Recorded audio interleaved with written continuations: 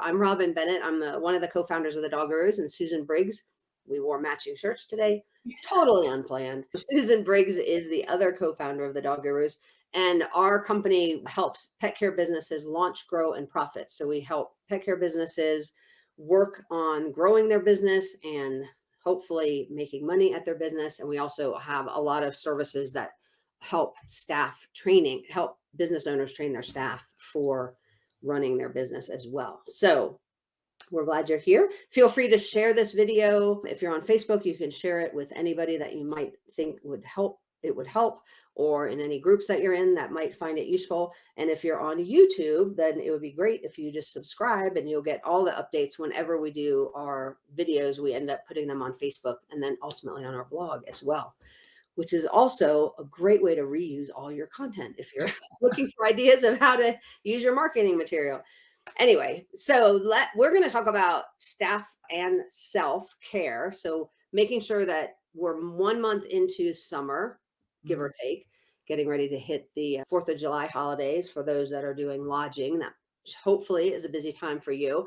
But we also know that the good thing about summer is it tends to be a lot busier. The bad thing about it is right now for many facilities, you're short-staffed. And even if you're not short-staffed, you're probably still super busy. So we just want to make sure that you are able to keep that staff all summer, hopefully even longer than the summer, and make sure they don't burn out. So we want to just talk about ideas for how to make sure your staff is being taken care of, make sure they're not burning out. And if you're the business owner, making sure you're taking care of yourself too, and basically giving you permission to do that and making sure you don't burn out as well. So I know you had some ideas right off the bat, Susan, you wanted to talk about. So Yeah, because this was one of my pet peeves. So the first thing I'm going to be talking about is, even though things are busy, you do need to make sure you're taking time off. And my kind of soapbox pet peeve issue is, I feel very strongly that your team members need to get days off as well, and that they really need 2 days off in a row, because you need the time to run and take care of personal errands, and then you need a day to decompress. And I think if those aren't 2 days in a row, you don't get that mental reset that you need. And the other thing I would say for a management team is, I know a lot of people have certain people, it may even be you, the business owner, that after hours, if anything comes up, you're the person that they contact.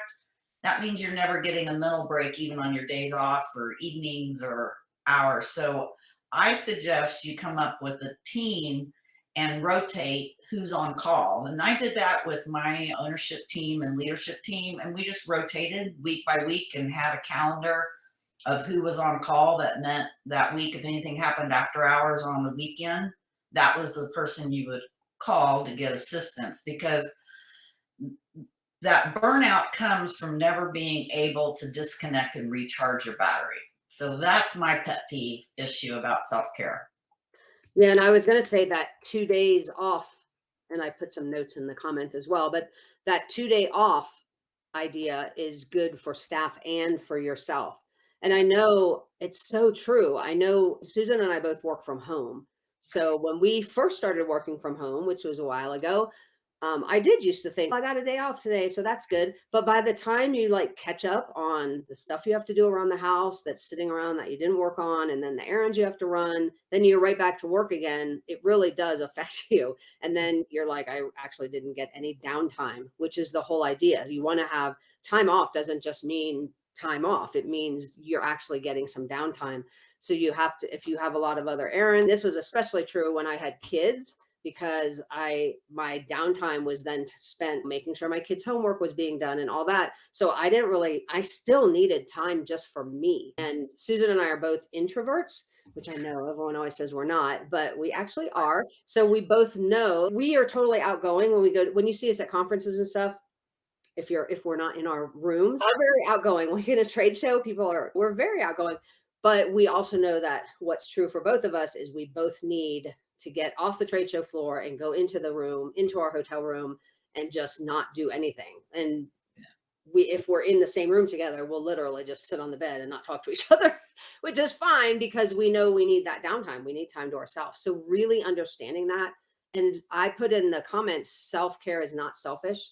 And I Right. forget who I heard that from. It might have been Carrie or Courtney, one of them. I don't know. One of our coaches I've heard say that. And I love that idea because I do think, especially women, have a tendency to think that taking time for ourselves is selfish and we want to spend all of our time giving and giving, but that's not healthy. So you're really looking at that 2 days off. The other thing that I've heard in talking to business owners, Robin, I'm sure you have too, is they'll say, I'm not working in my business. But when you probe a little deeper, what they may be doing is getting caught up in using that time they're doing their bookkeeping or something else that's still related to the business. It's not true time off. Exactly. And I would immediately say, don't make a rule for yourself. This is more for the business owner, but if you're a GM, this probably would apply to you too. But I would make a rule. If you're a GM, I would talk to your owner about this, but that you're not taking work home because a lot of people are like, it's okay, I'm going to leave early today. But then they leave early and then at midnight, they're working on their books or they're working on their marketing or The whatever. schedule or something. Yeah. Yeah. And so, and I realize there might be times when you have to do that, but the goal should be that you're not taking work home so that when you actually get home, you are leaving the work behind. And if you feel like, because I know for people like me, if you'd have told me that 20 some years ago when I had my business, I would have been like, there's no way. So if you're in that situation where you're like, there's just no way I can do that, there's too much. Two things that helped me, number one, was just realizing work. If you, I swear I tried to do this, as stupid as it sounds. I tried to get everything done so I would not have nothing left to do. That was my goal every day. How can I get everything done so I can go home and not have, that's not realistic. So if you're one of these people like me that thinks that you can work and work and work and work and eventually you'll get to where there's no work left, that's just not going to happen. So just admit there's always going to be work to do. That's number one. It's very freeing once you decide there's always going to be work to do. Your job now is just prioritize what actually has to be done on any given day. And for me, I try to limit that to three things that absolutely have to be done today.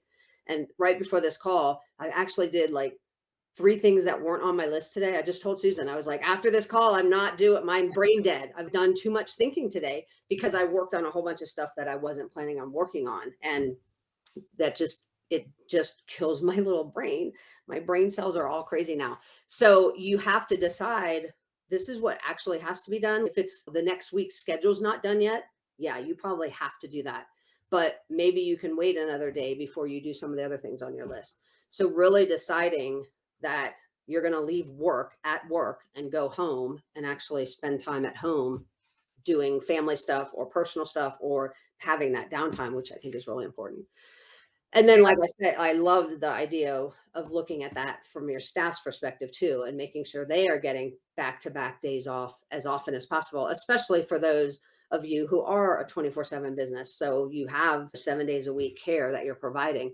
If you can't close your doors and just stop taking in clients because you're doing lodging or whatever, that's really important. And then I know you talked a little bit about diet, Susan, before we got on the call. So I'll let you talk more about that. But I was going to start out by saying when you're talking about your staff, and I know we used to bring pizza in, our staff constantly would get treats from clients who would bring in mostly candy. But I would really look at making sure you have healthy options for them. Cause I know just personally for myself, I have to go out of my way to set up healthy options. Like right now, I'm on a celery and peanut butter kick because I love celery and peanut butter.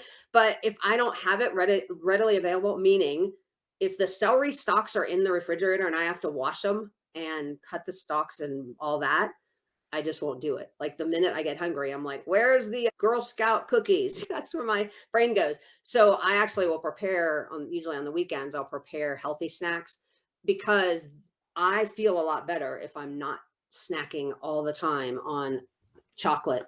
I love it Sugar. as much as I love chocolate. Yeah, and sugar. So making sure that what is in your break room for your employees to snack on, have some healthy options in there as well, because I think that's going to help them during the day.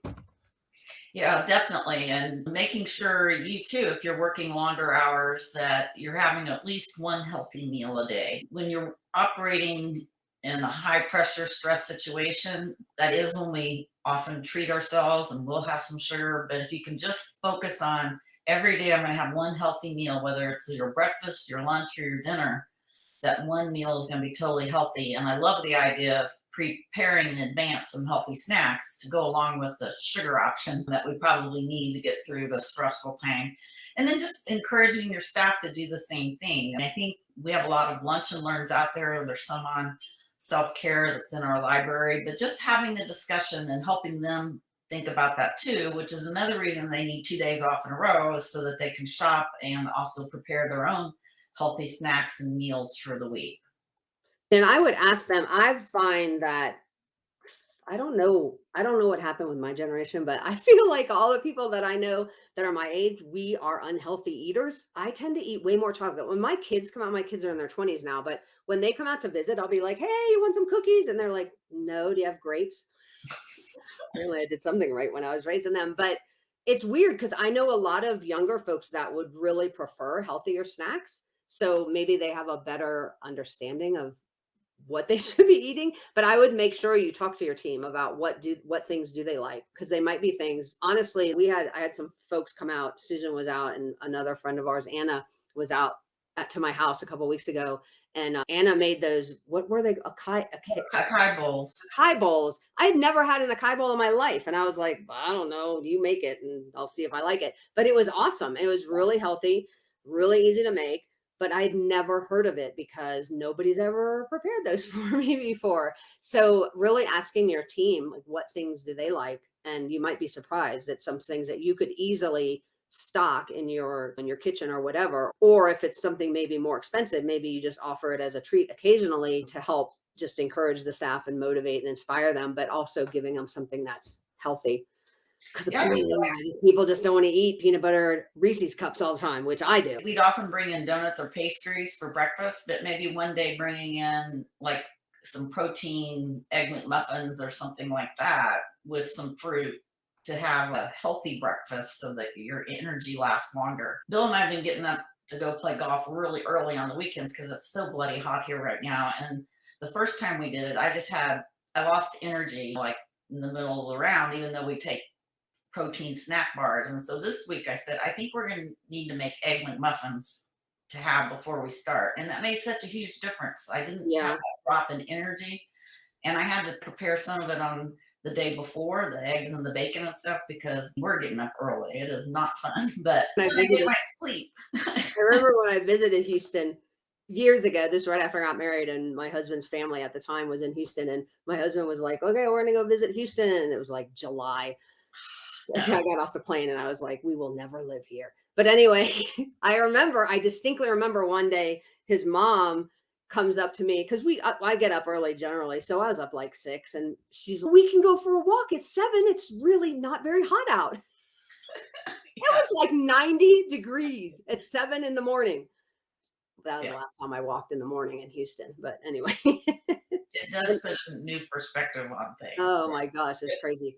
It All right, is. so I was going to go back to the talking to your staff. I do think you should have these conversations. And like Susan said, if you're a member of the library and you have access to our library resources, we add a lunch and learn to the library every single month. And they're done for you packages that you can sit down with your team, or better yet, give the lunch and learn to one of the key team leaders or a supervisor and tell them to lead the lunch and learn, because we give you all the information you need to lead it. So it's a staff training curriculum, little lunch and learn curriculum in a box, so to speak. But we do have several of them on there about self-care. So really taking time to make sure that you're talking to your team about the importance of getting time off and making sure that they're taking care of themselves, because you might be surprised that nobody's ever talked to them about that, especially during the summer when they are doing a lot more with dogs because you're usually busier. If you're in a climate where it is hot, which pretty much it's hotter everywhere right now, but that can take a toll going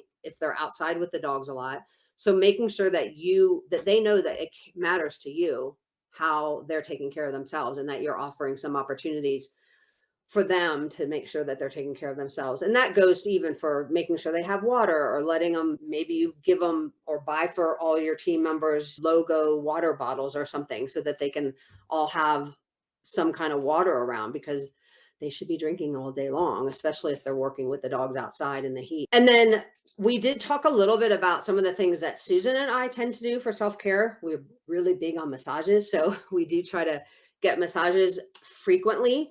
But I also know that might not be realistic for you to pay for everyone in your team to have a massage. But it could be for people who really like that, if you know their likes or dislikes, and somebody has said, I love getting a massage, or maybe I love getting my nails done, or whatever.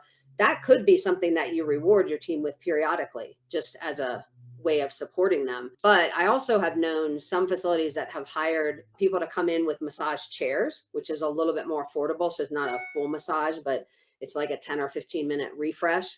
So that might be a more affordable option, just to show your team that you care about them and you want them to have a little bit of de-stress time at the office. So things like that are available too. A lot of the self-care they're going to do needs to be outside the office, but I think there's some things that you can do while they're there too. I recently had, not recently, a few months back, was having issues with my lower back and my muscles just being tight. And someone at my gym said, get a massage gun. And so I bought one. They're not that expensive and they have different adapters, and you could give them, use that little Oh, that's massage gun on their actually muscles. That's a really good idea. I almost bought one of those. We were at, I think it was the RV show that we went to, and Greg bought it, one of those TENS units Oh, for yeah. his shoulder, and which he loves, by the way.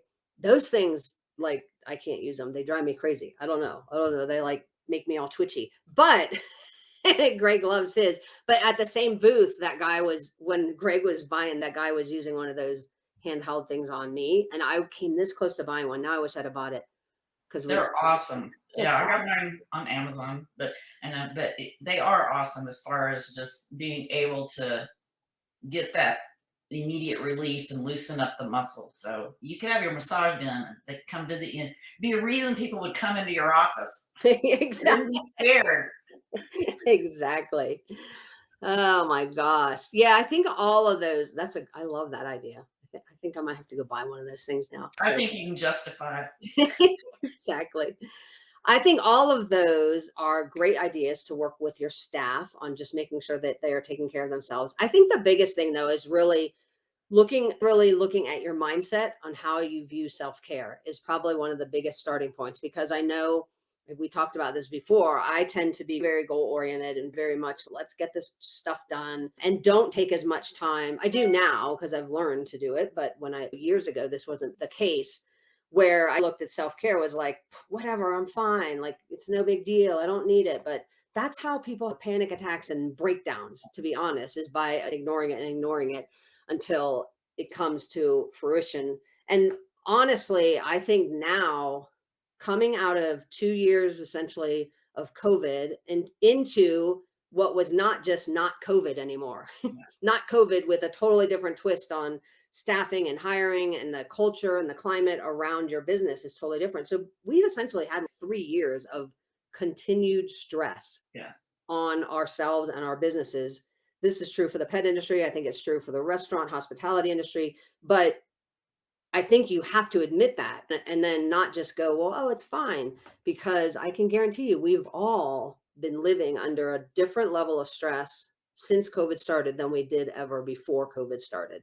Just because COVID changed things, first with just the fear of your business in general, but now just the stress of new staff and all the staffing challenges. And now obviously we're dealing with wage increases and inflation at the same time.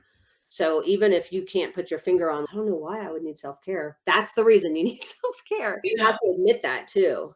and it can come out in physical ailments as well, because your body will say enough is enough. If you won't stop, then I will stop you with a physical ailment. And so you don't want that. Just think about if you were sidelined because you physically you couldn't go in, and now that is a real risk that built up in stress will just come out physically and shut you down. So we don't want that for sure. Yeah, and how many of you, like, I know in the past, this hasn't happened in a long time, but in the past, have you ever said, "Oh, I'm going on vacation," and then as soon as you go on vacation, you get sick? I Yeah. think that's because your body's like, "Oh, now's the time, like, I can get sick," because she's like, her immune system's all whacked out because she's been working too long.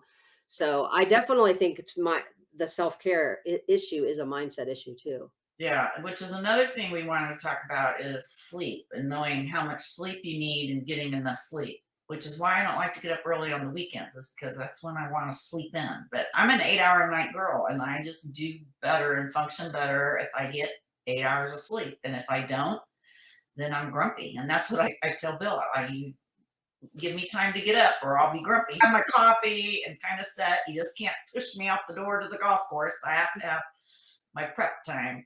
So That's so true. I'm 8 hours as well. And how I used to not get 8 hours, because I can wake up with my alarm. Like if I set my alarm for whatever time, I can get up and I need my coffee in a little bit of time in the morning as like you do, Susan, but I can get up and get out the door and all that. But if you do that consistently, which I used to do when I had my own daycare and training business, I did that all the time because I just thought that was a good work ethic. That's how I looked at it. That's a good work ethic. I get a lot of work done by waking up early. But now many years ago, I stopped doing that and just started setting like reasonable hours. And now for the most part, I rarely set my alarm because I usually will wake up anyway between 6 and 7, or my dog will wake me up if I don't wake up by 7. He definitely is waking me up by 7 to get let out.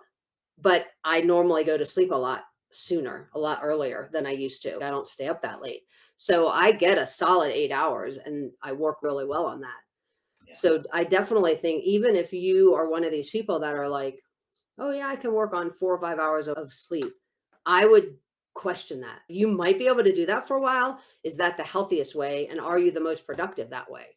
So, which I will say one last thing because we are almost out of time regarding productivity. Here's the biggest, to me anyway, the biggest the biggest thing you wouldn't expect would happen when you start doing self-care. And that is when you start taking time off, you actually become more productive, which does not make any sense. Intuitively, that seems to me like it would not make sense because I'm pretty good at getting work done and I'm pretty efficient and I like systems and all that. And I've like I said, I'm just always been very goal driven. But I've also always thought the more I put into it, then the more work I'm going to get out of myself. I'm just going to work and work and work and work. I'm going to get stuff done. What I actually found, and this is apparently everybody knows this, but it took me a while to figure this out. The more you take time for yourself, the more productive you end up being because that downtime actually gives your brain, when you're not actually actively thinking about things, your brain actually is still processing how to solve problems that you have and you just haven't sat down to figure them out. Your brain will figure those things out just by you taking time to go walk your dog or take a shower, or like Susan and I used to joke that all my ideas would come when I'm in the shower. Like literally I'd get out of the shower and be like, I was just in the shower. I'd be typing some note to Susan about what Yeah. what great, brilliant idea just came to me while I was in the shower. And because your brain just takes a rest and it actually works better that way. But also you're more rested. So then when you go back to work, you get more stuff done. So I think that's like a little known secret about self-care is that you actually become more productive and you're happier, I think. Exactly. Yes. But I think self-care is also finding ways to treat yourself that you enjoy, that do help either have fun, give you a giggle, a laugh, or just make all the hard work that you're putting in seem worthwhile. So we've talked a lot about knowing your team as an individual and what their favorite treats are. Even if they're not healthy, there is a time for that too in self-care.